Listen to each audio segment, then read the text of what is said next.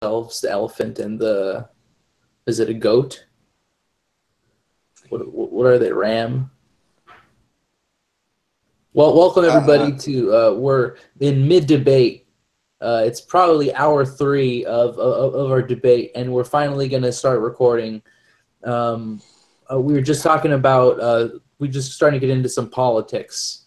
So we just wanted to hit record and really just kind of show you guys a window into our psyche right now. I'm Gio. That's Rob. It's me, Rob. I know that we usually don't talk about this sort of thing, and maybe you don't come to our show for this talk, but we've always been about talking about the truth, so we think that we need to throw in a little segment here because you need to be informed of what's going on, and you need to know what's true. That's right. And if there's one thing that we've been agreeing on for the past couple of hours is one thing. There is something going on in the White House, and it is something not ghostly. Spoilers to a couple minutes ahead when we describe what's going to happen. But right now, we have reason to believe there are people talking, and they're saying words, and some of these words are about there being a ghost at the White House. Okay? And I always thought that the White House was an impenetrable fortress against ghosts. For years, it stood as a beacon of security. It just completely blows my mind that something like this is even possible. You really have to reach back into history to understand why this is happening, right? People don't understand that there is a larger scope to all of this, and that we are just a puzzle in a larger tableau. Okay, and so what's really going on here is this. Back in the day, we were at war, okay, with a little certain somebody I like to call Old Lady England, okay, and she plundered us, and she took a lot of stuff from us. She burned down the White House one time. Do you remember that? I remember that. I think I know some people who were there. Exactly. And actually, real quick, before we go any further, I just want to shout out to Mark, who is kind of doing the same thing. We are having a lot of people that are passing over, and Mark has decided to take on the gauntlet and battle with the demons and with the angels, alongside of the angels, for some of these people's lives. And so he is helping get some of these people and helping them cross over. And so that's just it's so powerful. It's so important. Especially in these difficult times. And I know a lot of you out there might know people who are hurting and suffering as well, but just know that there are people also fighting for you and for all of us. Right. So we really thank Mark for taking this on. When you say your prayers at night, just include Mark in there as one of the saints from now on, because soon enough he's going to get canonized. I think there's an age thing, but when he becomes old enough, he is going to become a saint. You just mark my words. So back to politics, guys, because this is the hot topic. Everyone wants to know what's going on. Everybody wants to figure out, the actual motive behind all of this. And I'm telling you right now, it is Old Lady England taking her sweet revenge. And revenge is a plate best served cold. And that's how she's eating ice cream on top of our country right now. And that's the kind of behavior too that our forefathers would just not stand for, which really riles me up. That suddenly Miss England thinks that she can just come in here and run the show again. I say no to that. Exactly. We're still free. We're still a free country. And the last I checked, okay, people and here's what gets me so angry is because people have this fixation over foreign influence, but they get the wrong country. Okay, everyone's talking about Russia this, Russia that, faking around Russia. Well, guess what?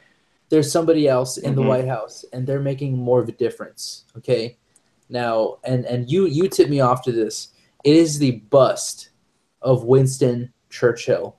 Okay, now he was the big poster boy for the lady who we call Old Lady England. Okay, he was the poster boy, and now we have the poster boy. His bust, his demonic-looking face, is now speaking to Donald Trump in the Oval Office. And let me tell you something, guys.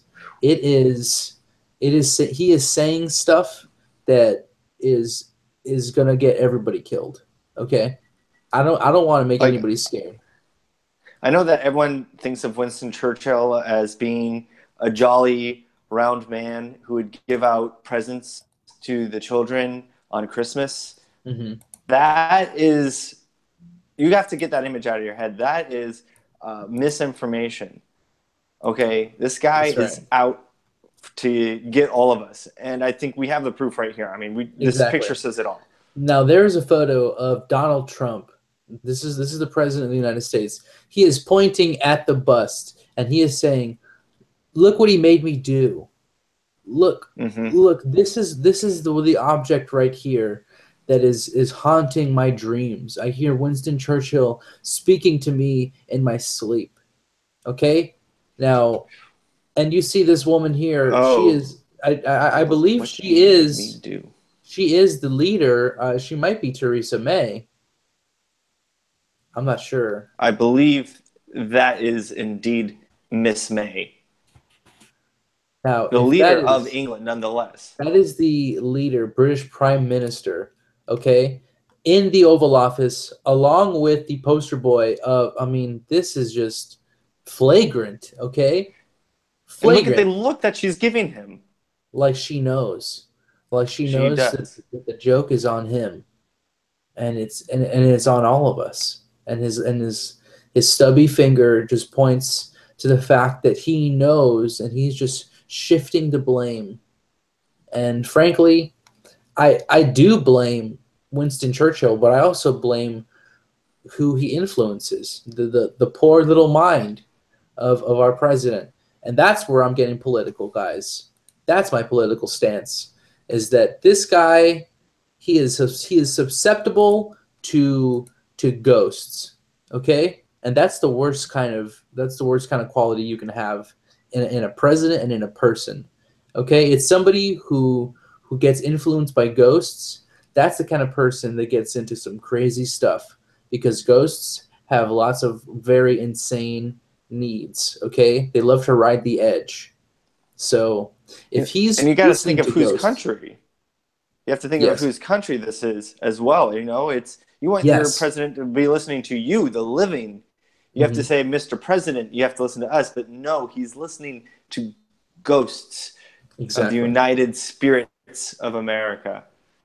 Wow, and not only that, but it's a ghost of the United Kingdom, right? Of England, an Who's English got his ghost. ear right now.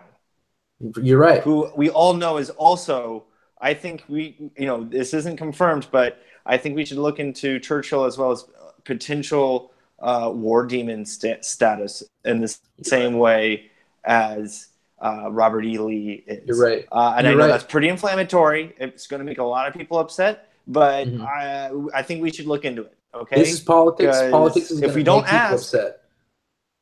no. So Exactly. this Yeah, is you're right. really important, though, because So he's definitely yeah. got our president's ear at the moment. We're bookmarking this and saying that Winston Churchill is definitely on our radar. Okay, he is. We might have to do a full expose on this man. Okay, I'm glad that time has given us a little bit of a break from his death, and so now we have a little bit of time to see his life on a time scale, right? Well, Gio, I would have to say at this point he's more dangerous than ever now that he is back in his spirit form. Exactly. You're in the confines of your human body. The powers are slightly more limited.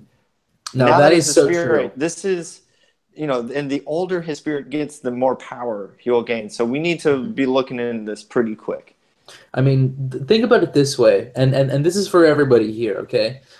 your spirit, you have been more time as a spirit than you have as a life in your body.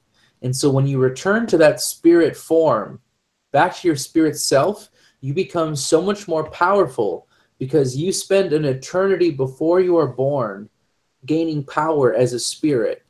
And then you channel that into a living body.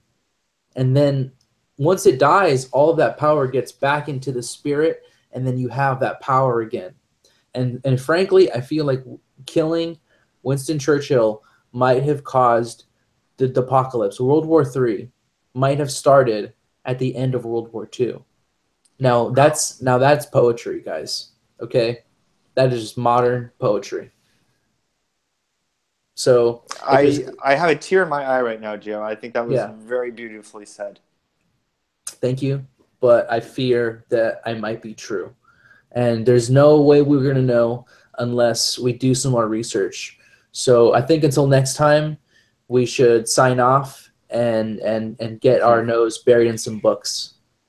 Yeah, and if any of you have any information on this or your thoughts, please, put them below. Absolutely. You think, because we need to find out what's going on, and we need to support each other on this mission. If anybody has any Winston Churchill kind of like funny stories that aren't written down, oral tradition stories, I feel like that would be better to serve us, because in order to connect with his spirit, we need to know about the man behind, the mask of who he was, So send in your Winston Churchill stories, your grossest ones, and maybe if we find some really gross ones, we can read them online. Okay, so until next time, stay in the scene. Eyes on those screens. All right.